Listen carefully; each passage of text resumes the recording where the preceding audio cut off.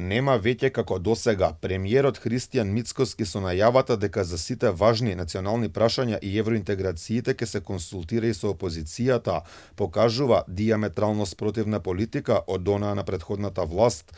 Владите предводени од Заев и Ковачевски сите договори што директно удираат по македонските национални интереси ги донесоа без разговори со речиси никој во државата.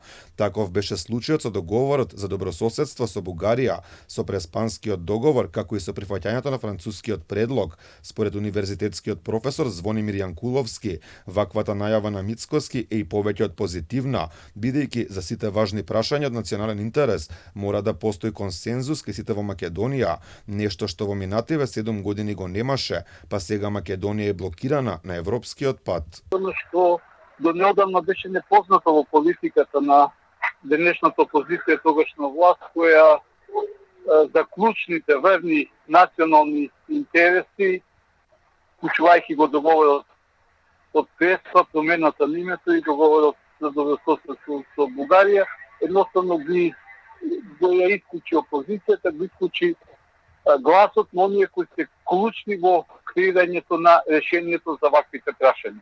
За евроинтегративниот процес, лидерот на СДСМ Венко Филипче побара да се разговара на затворена собраниска седница. Според Јанкуловски, тоа покажува дека кај новата опозиција во Македонија ништо не се променило, туку дека пак сакаат да сокријат нешто од граѓаните. Начинот на размислување на сегашната опозиција тогашна власт најдобро може да го видите во предлогот на лидерот на денешната опозиција, кој бара затворена собраниска седница на која ќе се расправа за нашето интегрирање во Европската унија. Не гледам причина зошто за ова прашање би се расправало на затворена седница, освен ако сегашната опозиција, тогашна власт, има нешто што народот не треба да го слушни, нешто што беше карактеристика на токму на таа политика да се занемари волјата на мнозинството народ. Мицкоски потенцираше дека преку разни институционални канали ќе работи со Европската комисија и партнерите со цел изнаоѓање на достоинствено решение согласно националните интереси за напредок кон евроинтеграциите.